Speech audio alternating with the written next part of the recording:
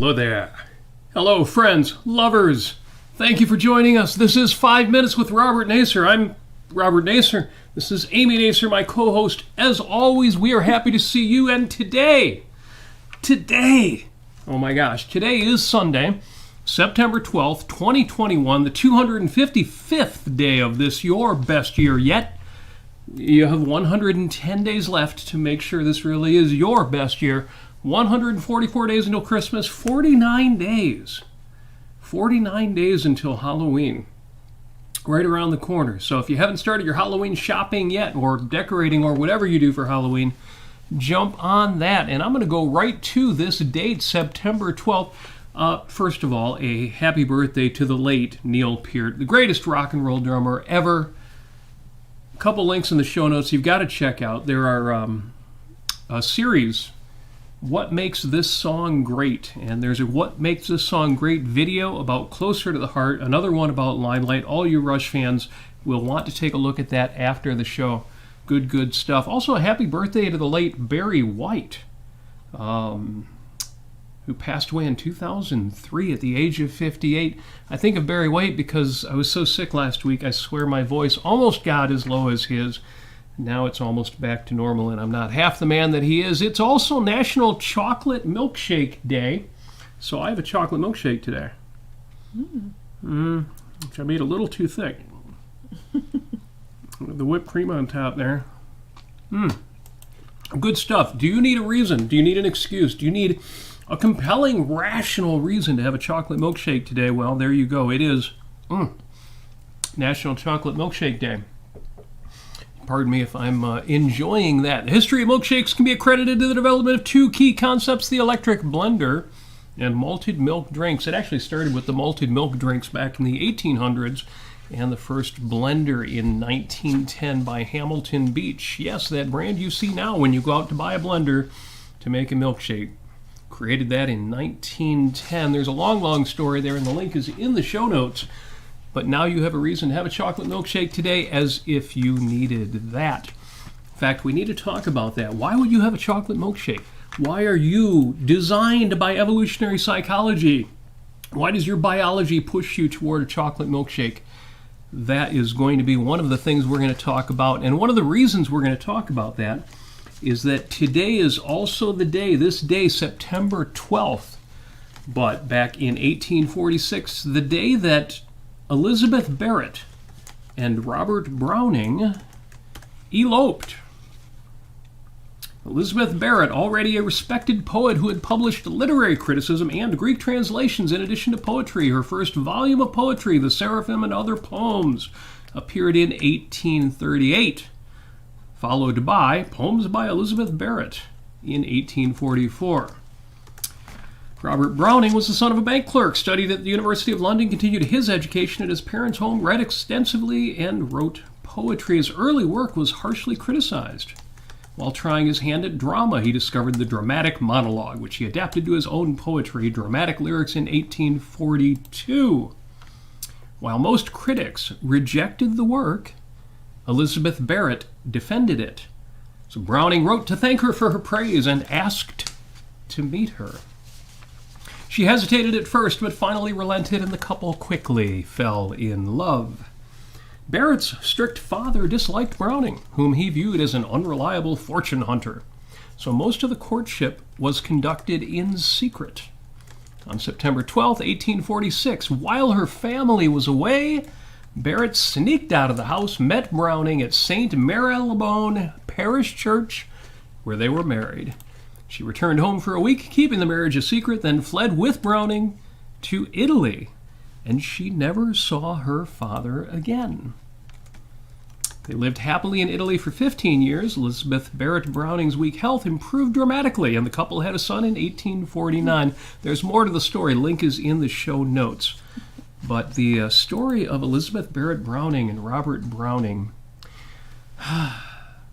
it connects to discussions we had earlier this week, and to a film I watched through the week, and then to discussions earlier today about the sources of values. And there were some interesting explanations for why do we drink coffee? Why do we drink alcohol? Why do we do the things that we do? And so many of them were brought down to the level of evolutionary psychology. It's part of our evolution. Or our biology, or neurobiology, our brain chemicals. Our brains make us do this, our brains make us do that. And when I read about Elizabeth Barrett Browning eloping with Robert Browning, when I read, "How do I love thee?" Elizabeth Barrett Browning's famous sonnet. "How do I love thee? Let me count the ways. I love thee to the depth and breadth and height my soul can reach when feeling out of sight for the ends of being and ideal grace.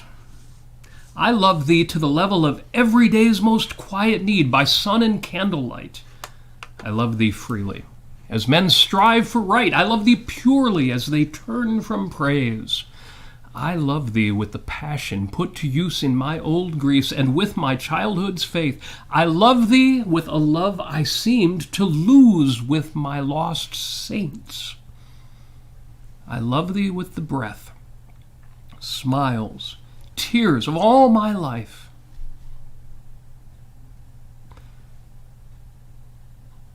And if God choose, I shall but love thee better after death." Sonnet 43. Yes, Scott says that there's a. Sorry if you can't hear me because I'm having a tongue malfunction today. The Barretts of Wimpole Street is a movie about those two. Haven't seen it.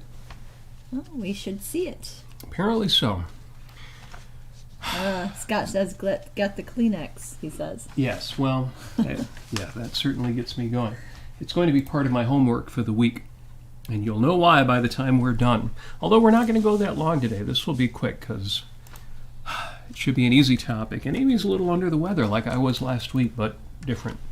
So this week, while doing other things, I rewatched the classic film, Inherit the Wind. This goes in the category of what have we been listening to this week. Because today is the birth date of H.L. Mencken. Chocolate shake. Slurpee shake. Now, in the film Inherit the Wind, H.L. Mencken was sort of reimagined, given the name E.K. Hornbeck. All of the characters in the film were sort of reimagined from the original Scopes monkey trial. And Spencer Tracy played Henry Drummond against Frederick March's evangelical Matthew Harrison Brady. And what's interesting about this film is not just the central topic, the Scopes monkey trial, the teaching of evolution in schools, and how one teacher was prosecuted for doing this thing, for teaching evolution in a school. But what's interesting to me, I shouldn't give any spoilers about who wins the trial, but what's interesting is that the teacher, Cates, is defended by an out-of-town newspaper. The folks from Baltimore send their H.L. Mencken, or in this case they call him E.K. Hornbeck. They send E.K. Hornbeck, played by Gene Kelly, which was an interesting casting choice. And Hornbeck comes to this little town to defend, or to arrange the defense of Cates and to report on the story. And the newspaper arranges for this great attorney, Henry Drummond, played by Spencer Tracy, to defend him. The trial takes place, and throughout the trial, this character, E.K. Hornbeck, essentially H.L. Mencken, reimagined, reports on the story with incredible intelligence and enormous cynicism. If you've seen the film, you know what I'm talking about.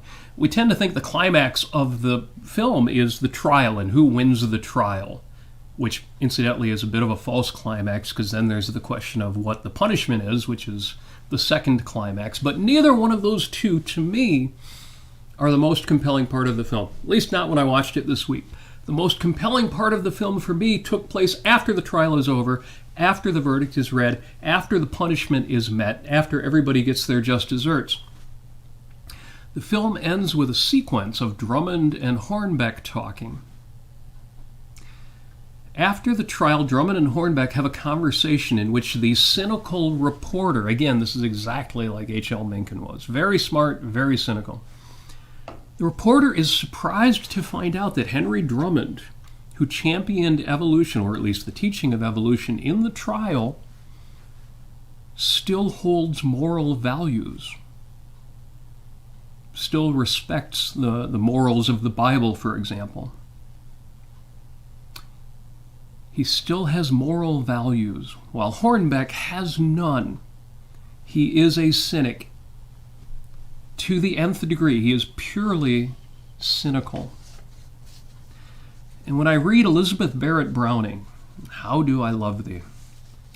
And then I read some of the quotes from H.L. Mencken. Like, for example, here's H.L. Mencken for you. Moral certainty is always a sign of cultural inferiority. The more uncivilized the man, the surer he is that he knows precisely what is right and what is wrong. All human progress, even in morals, has been the work of men who have doubted the current moral values, not of men who have whooped them up and tried to enforce them. Okay, that sounds reasonable, right? Then he goes on. The truly civilized man is always skeptical and tolerant in this field as in all others. His culture is based on, quote, I am not too sure, unquote. Well, he probably would say, I'm not too sure. That's right. All of the problems come from the men who think they're sure of something. You sound so sure when you just yes. quoted that. Yes, I'm certain that nobody should be certain. Yes. Well, here's another quote from him. This is just one quick line. H.L. Mencken here. There is always a well-known solution to every human problem, neat, plausible, and wrong. Now, as sympathetic as I am to the idea that simple solutions are often bad solutions, this kind of cynicism skepticism, yeah. And skepticism, but especially cynicism, because he talks not just about certainty, but the nature of man. Oh, right, yes. You know, Ayn Rand famously wrote, there is nothing so naive as cynicism. This is quoting Ayn Rand. A cynic is one who believes that men are innately depraved, that irrationality and cowardice are their basic characteristics, that fear is the most potent of human incentives, and that, therefore, the most practical method of dealing with men is to count on their stupidity, appeal to their knavery, and keep them in constant terror. In private life, this belief creates a criminal. In politics, it creates a statist. But, contrary to the cynic's belief, crime and statism do not pay. A criminal might thrive on human vices, but is reduced to impotence when he comes up against the fact that you, quote, can't cheat an honest man. I'll stop there, but I have to tie all this together because we had that conversation earlier today. We talked about, of all things, chocolate. Oh, chocolate. We talked about chocolate. Here, go back to my chocolate shake here. We talked about other things today, too. But see, the ever-entertaining and clever Jonathan Honig had an episode of The Weekly Objective today. It turns out that there's a poll in England that he referred to in which more women are drawn to chocolate than to sex. Now, it's a pretty good chocolate shake, so I can kind of see that. He also found that men answered very similarly, almost at the same level, when preferring food over sex. Like steak and potatoes? And so Jonathan very cleverly had a fun discussion. We all talked, well, what's your favorite chocolate? So I haven't looked at the chat very much yet, and I need to do that. But if you weren't part of that discussion, or even if you were, tell me, what is your favorite chocolate? And also, if you like, answer the question, do you prefer chocolate or sex?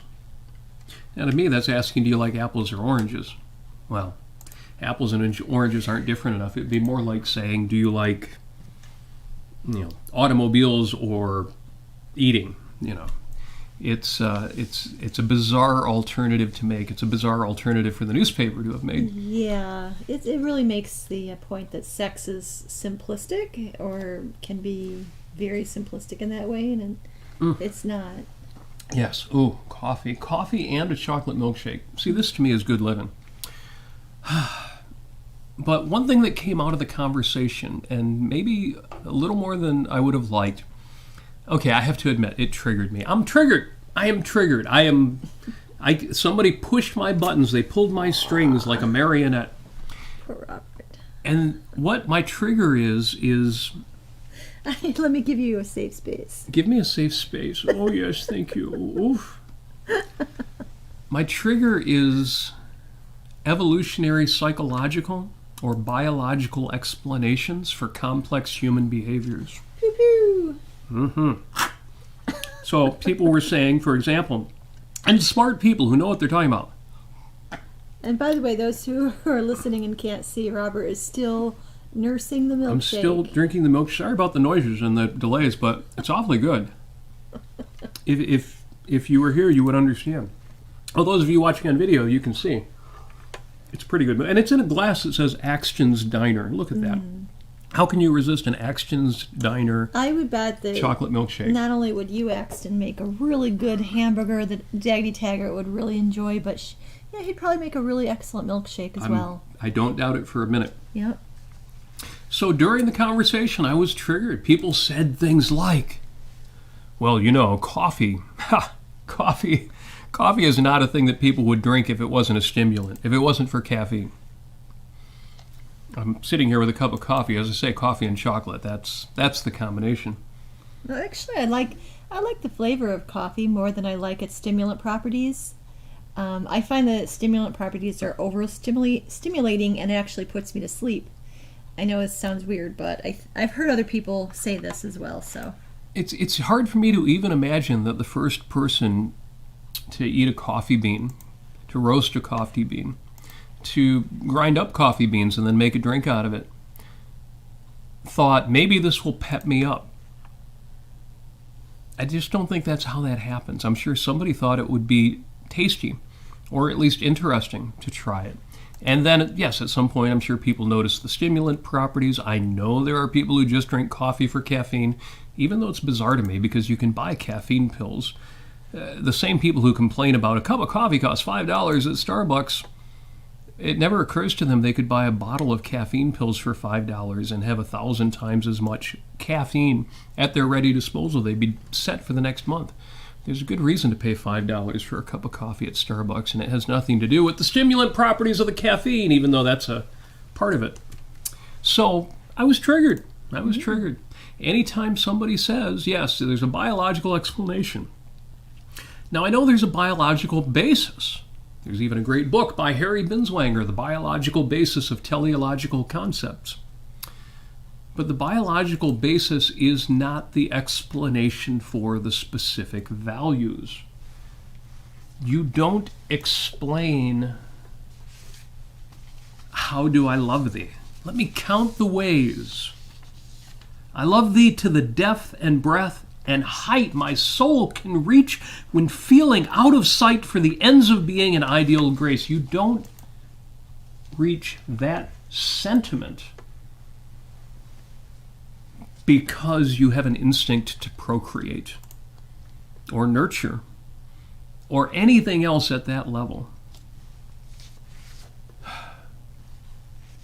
When I say these are transcendent concepts, I don't mean that they can't be reduced to facts of reality. But the facts of reality that all too many of us are reducing them to, that ain't it. That ain't the stuff. And you should never let people reduce it to that kind of stuff. If you're writing a computer program, and your computer program isn't working, your program's not doing what it should do, it's crashing, it's not running well, it's not running efficiently, it's not giving you the right result. When you go to troubleshoot, when you go to figure out, oh, what did I do wrong in my computer program, the one thing that you're not going to do in troubleshooting a computer program is you're not going to examine the edge voltages of the lead lines at transistor 1,202,007 because you can't understand a computer program by looking at the edge voltages of the lead lines of the transistor 1,000 or 1 million or any other particular element of your CPU. That's not the level at which computer programs can be understood or explained. And the same thing is true of our transcendent values. Again, by transcendent, I don't mean mystical, I don't mean disconnected from reality, I don't mean non-reducible. But don't accept simplistic explanations of the highest concepts in your life. Loyalty is not an instinct. And some of the greatest concepts to come out of philosophy, some of the greatest concepts to come out of objectivism, some of the concepts that we discussed last night on an interesting Clubhouse session, such as love is the exception making. You know, there are things you will do for the people you love that you will never do for anyone else and that you cannot reduce to pain and pleasure. You know, there are other lines in Ayn Rand's writing, like, you know, the pain goes down only to a certain point. Or, I might die for you, but I couldn't and wouldn't live for you. Or, we never had to take it all seriously, did we? No, we never had to. The highest and the best concepts in your life should never be derogated by trying to chain them in a simplistic fashion to the concepts of evolutionary psychology or neurobiology.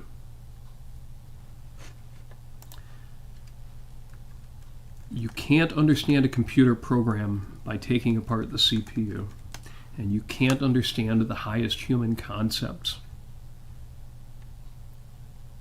by making evolutionary psychology claims.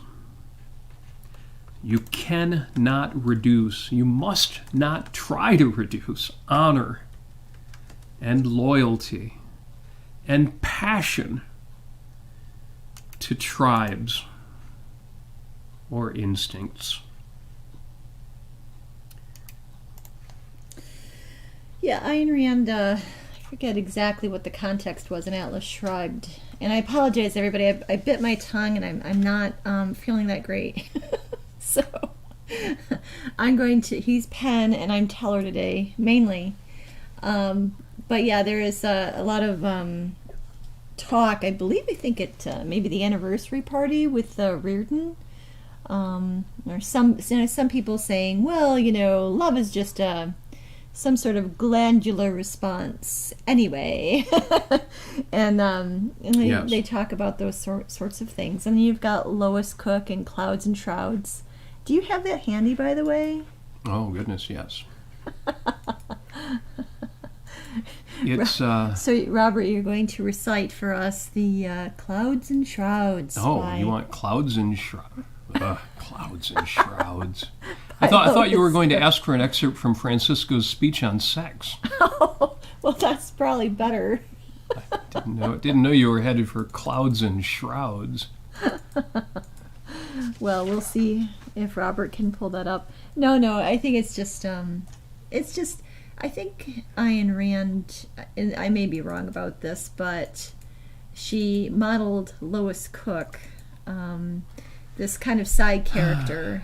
Yes. In her fiction. Yes, her own little Gertrude Stein. Her Gertrude Stein and toothbrush in the jaw, toothbrush, brush. Tooth jaw, foam dome, in the foam Roman dome, home in the jaw, Rome dome, toothbrush, toothpick, pickpocket, socket rocket. Well, that was musical. So what made you think of Clouds and Shrouds by Lois Cook? Oh, no. I'm sorry. And I apologize. I'm not quite on my A game today, but I was thinking of the Gallant Gallstone.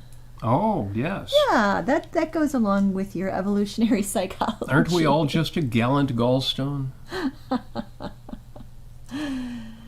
Yeah, Robert will look up that right now. But yeah, good stuff. So yeah, Ayn Rand, she put together some really funny villainous characters. Some of them were just side characters, and there's just a lot of there's a lot of humor in there. The Gallant Gallstone. Yes. Yes, yes.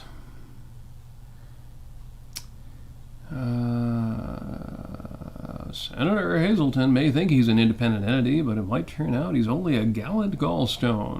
Oh, that's right. It was in the banner, right? Yes. And they're yes. like, and Gilliwan was like, well, I think, or no, it was Ellsworth Toohey who was like, we got to push the gallant gallstone. Right. We got to make that a household phrase. Yep. It basically negates and belittles the idea of a conceptual, volitional, heroic human spirit. Well, what frustrates me is that during a call like the one we had earlier, nobody's trying to pull a Lois Cook. Mm-hmm. Nobody's trying to do Lois Cook's The Gallant Gallstone. Right. Nobody's trying to undercut heroism or higher level concepts. Right. I don't question the motives of the people doing it, like Lois Cook or Ellsworth Toohey. In this case, I think it's a genuine desire to tie our highest values to reality, just like Harry Binswanger did with the biological basis of teleological concepts. And that's why I say only half jokingly that I'm triggered by the idea, because I don't think the motives are ill-intended. I just think it's a big mistake. Yeah, it's to suggest that something as important as our love of coffee mm-hmm. is wholly biological. And I intentionally use coffee because people right now will smile or laugh or think that's ridiculous, but think of what we have done with coffee. Mm-hmm. Imagine, the finest coffee service that you can imagine, or the nicest restaurant that will serve you a cup of coffee, will serve you an espresso with a biscuit or a chocolate, and the kind of evening that you could be having when that happens. You could be having a pumpkin spice latte. It's the best. Well, I was thinking of something even a little more elevated than that, but yes, by all means. The way in which we live our values, and even if it's purely culinary values, and people I think understand that culinary can mean everything from simple meals we enjoy at home to the kind of experiences that we would spend hundreds of dollars on and be happy for afterward. Well, in that conversation that Robert's talking about that we had on Clubhouse earlier, talking about what chocolate do you like, and I made the remark that my favorite, or one of my favorite chocolates is something I've been shunned for, I've been belittled for, yet I stand tall and proud of my choice. What is this chocolate that people are criticizing you for? Cadbury Creme Eggs. Cadbury Creme Eggs. And the one thing that nobody talked about when they were talking about, I like this particular chocolate, is how do you eat the chocolate?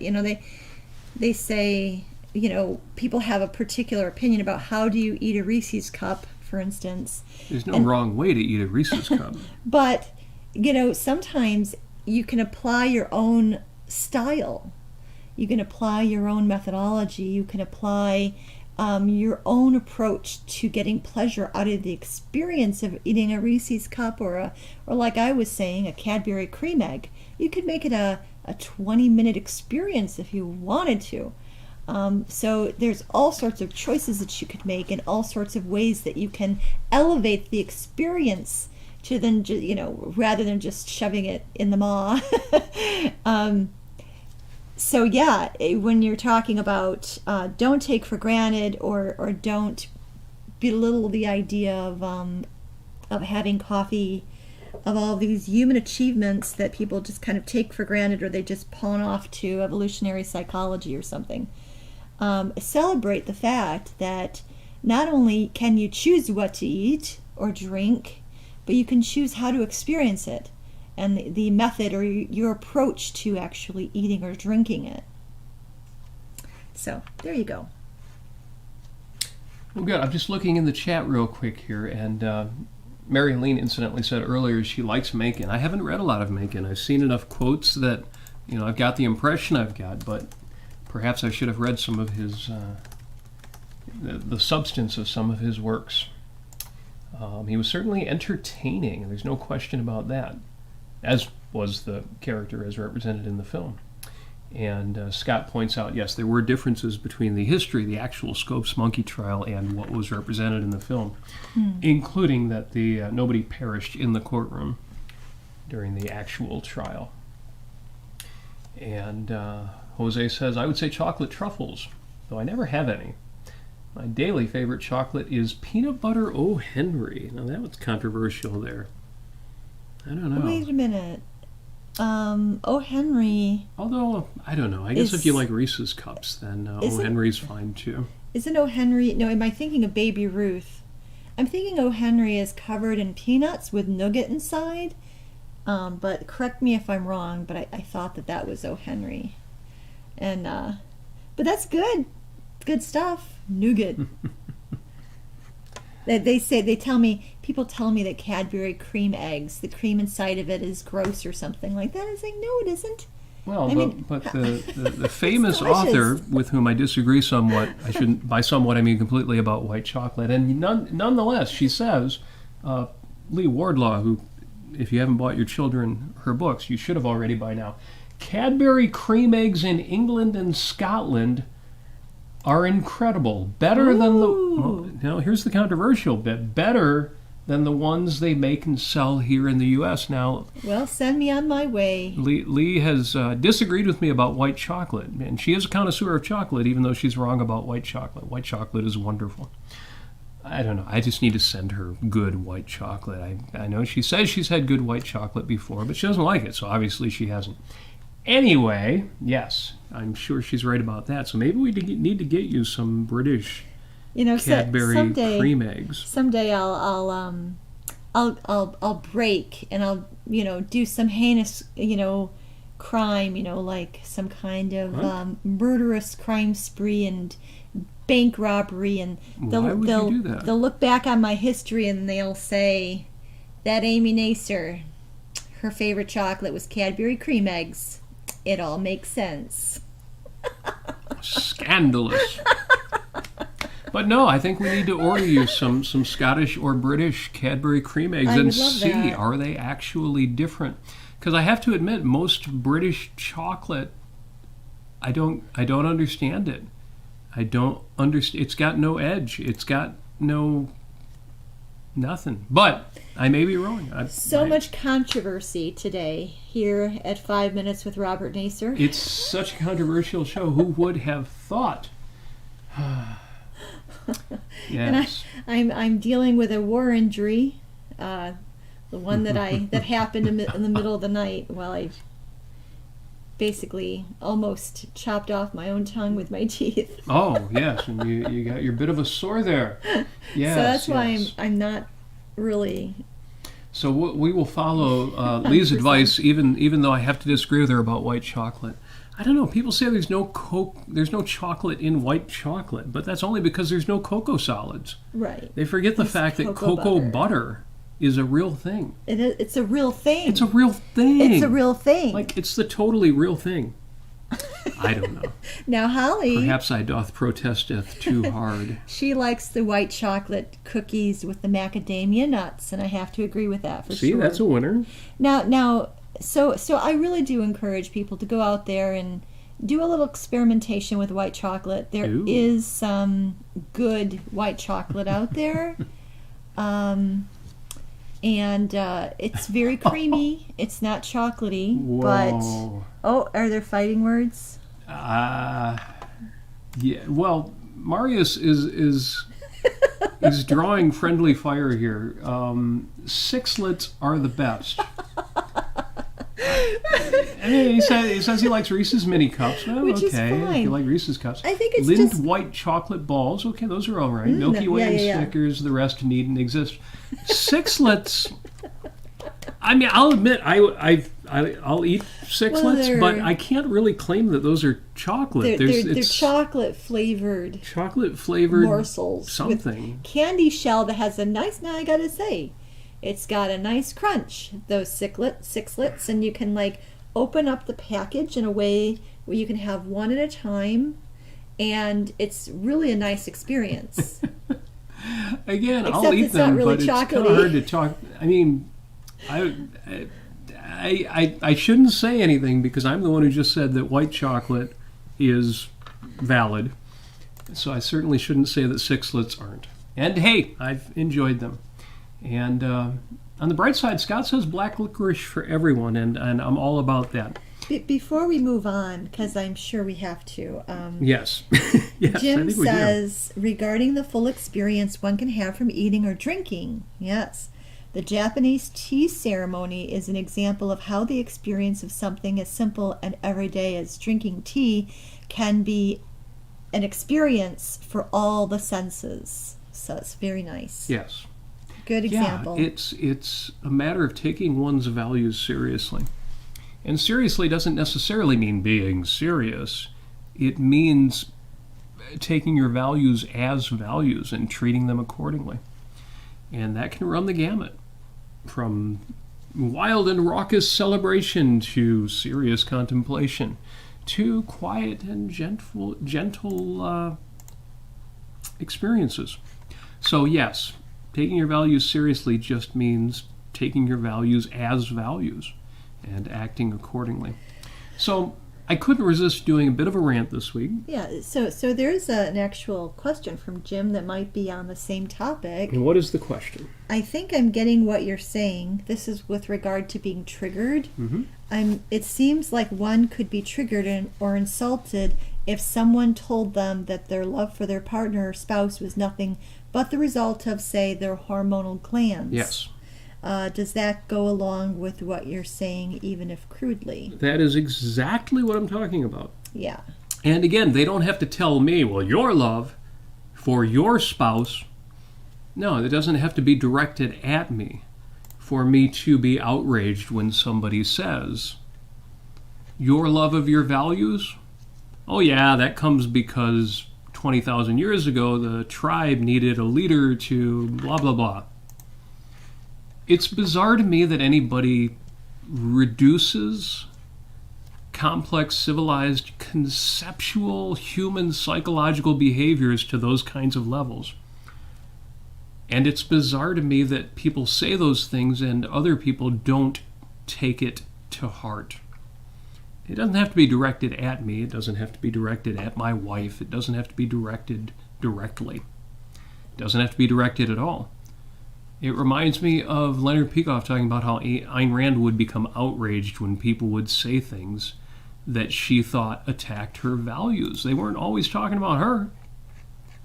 But when you say something like your desire to be protective of your spouse, or the pride that you have in your relationship and your refusal to allow yourself to be insulted when it comes to your children, or your spouse, or even your parents, your family, or your business and the things you've created. Oh, well, that all comes from, and then some tribalistic or biological basis. The things that we built, you can't look at, the archetypical example. You can't look at the skyline of New York City and say, well, yeah, man has an instinct for tool making and he wants to make a bigger and better cave. That's obscene. That is an obscene idea. The kind of values that go into the creation of the New York skyline have nothing, zero, absolutely nothing to do with the need to provide shelter. There are 100,000 ways to provide shelter. Everything that happens in New York City transcends every one of those 100,000 ways. Nobody should ever accept such a disrespectful obliteration of all the things that make human action magnificent. Mm-hmm. Yeah, Jose in the YouTube chat. Sorry, I'm talking a little slow. He says, do believers in evolutionary psychology ever have happy romances? I wonder if determinists, who are not always evolutionary psychology professors, but there's a lot of overlap there, how do determinists actually appreciate anything? Well, I was compelled by circumstances to do this noble and great thing that I did, and, oh, honey, you were compelled by circumstances and your human nature and evolutionary psychology to do that wonderful thing you just did for me, but it sure was good, and you shouldn't be proud. You didn't choose it. Nobody chooses anything. I don't know. I don't know how such... I do know how such people do things. The fact that they're wrong means that they do actually make choices and they do actually have the inevitable responses, even though they don't have the pride as cleanly as they should. They don't have the joy as cleanly as they should. It's got to undercut them to believe something that contradicts the very facts of what can and should give them pride and happiness and joyfulness. Yeah. So the answer is essentially it's like the people who disagree with Ayn Rand. To the extent they experience success, they live by her values anyway. And the same is true about the people who think everything comes down to essentially deterministic premises. Well, I'll say this, because I know in the YouTube chat people are talking about Jordan Peterson and his wife, and that they seemed happy together, and that he was concerned for her health at one point. It's, of course, very doable to have a good romantic relationship, at least in the short term or maybe even the long term, but it's not going to be so good if you don't have explicit ideas in that relationship or even a friendship. The virtues that you love about one another, the things that you can communicate with one another, making things explicit with one another. And my experience, and I think Robert's experience with people who are deterministic or kind of chalk things up to evolutionary psychology, is that they're not particularly interested in understanding those deeper values in their relationships. And when you don't, heck, this even goes back to the age-old question that's been talked about for many years, many decades. Can an objectivist marry a Christian? Well, it really depends on how willing they are to talk and communicate and think actively about their relationship. If you have somebody who is a determinist and really actually believes it and applies it to their lives, it's not a good chance of them being terribly happy, I'd say. Well, yeah, to the extent that one of their beliefs, one of the two persons' beliefs are wrong, it's going to undercut the relationship. Yeah. And that gets to the question of people like Jordan Peterson. Jordan Peterson is not happy. Yeah, Mary-Ellen and he will tell you he's not happy. And to me, it's self-evident that he's not happy, and you can especially tell that when he's having happy moments. They're so obviously the exception. When he talks about his good fortune and, cries about it. And I'm all for getting choked up and crying over good things happening, but you can tell he does not actually have a great deal of happiness in his life. He is not a joyful person. And that's tragic. He's enormously successful. He's extremely intelligent. If you look at his 12 rules for life, he's got all sorts of good advice, whatever my disagreements with both his philosophy and his worldview. But he is not a happy person. And, when he talks about his wife, it's nice to know they are in love and they've got a relationship that works for the two of them. I don't see that as a great romance at all. It may be the best part of his life, and that's great. Hey, and again, I wish he was happier. I wish he was a happy person. I don't see it. I don't see joy. I don't see passion. I don't see what I think life should be for anybody who has worked that hard and achieved that much of what they were going for. And I think life's too short and too precious not to have that. But what I'm talking about completely contradicts Jordan Peterson's explicit philosophy of life. He doesn't think happiness is important. So small wonder that he's been hard-pressed to achieve it. Now, I know he's faced obstacles that get in the way of that, and I would never use Jordan Peterson's lack of happiness as any way of suggesting, oh, well, obviously those ideas don't work. How many people have been through what Peterson's been through? And, you know, what his daughter's been through and what his wife's been through, and, you know, that's a tough row to hoe there anyway. But no, I would never point to Jordan Peterson and say, yeah, there's a happy person.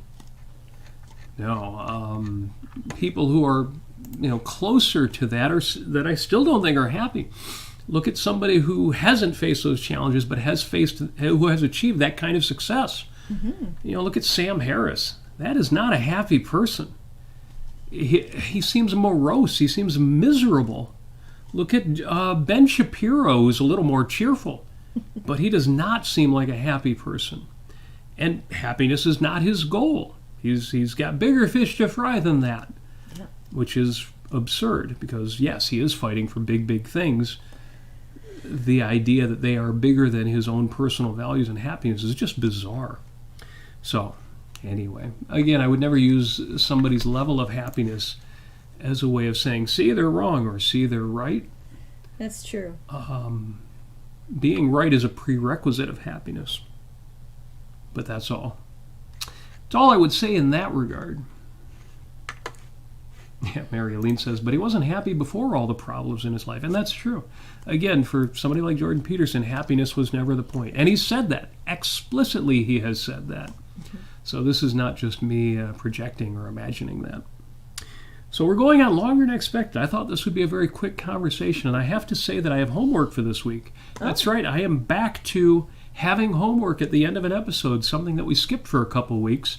And during the Ocon week, the Objectivist Conference week, and then my week of being a little under the weather after that. So my homework for myself, just for myself, for this week is going to be to experience more of those elevated and transcendent values. And I'm going to do that by reading poetry. And I need you to hold me to it.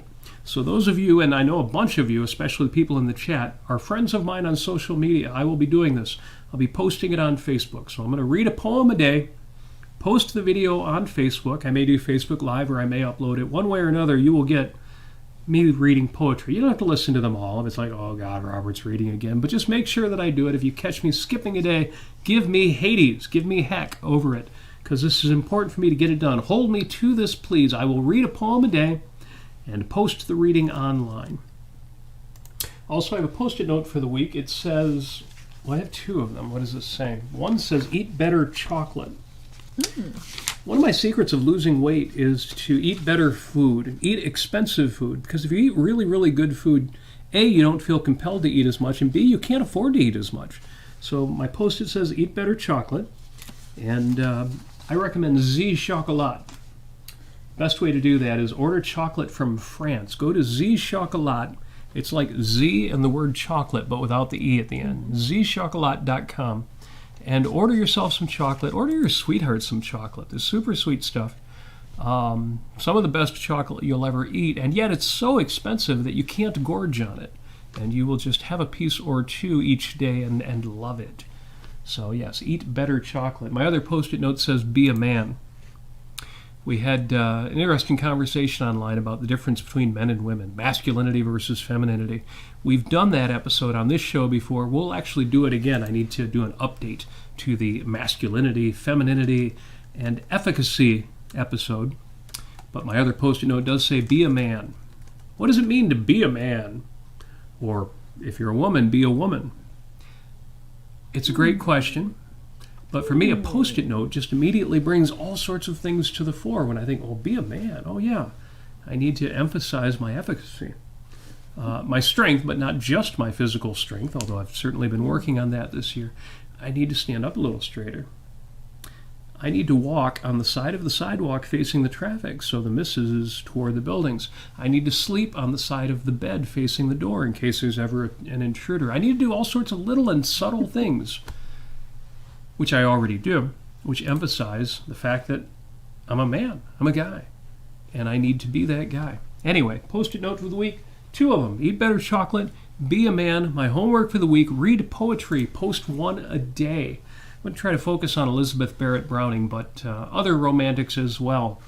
And we will get that out there for you. Do we have anything else in the chat we should respond to before we wrap Jim up? Jim says, so he's kind of teasing out this idea that Robert's talking about. So even if a person says that love is reducible to biology, but they're talking to no one in particular, could it be insulting to your values? Yes. If so, it would be like Ayn Rand's response if someone said, say, in a speech or party conversation, reality is unreal. Yes. Because such a statement would be saying that all of her values, her work, her husband, the great achievements of man and other values do not exist. Yes. Yes, that would be an insult and an affront, of course. Yes. Yeah, it's a great example from Leonard Peikoff's My 30 Years with Ayn Rand, an intellectual memoir, a speech that's well worth watching. If you've heard it or watched it before, you should listen to it again. And yes, she had that very strong emotional reaction when people would say things like, well, nobody really knows, or, reality is unreal. Nobody really knows what's real.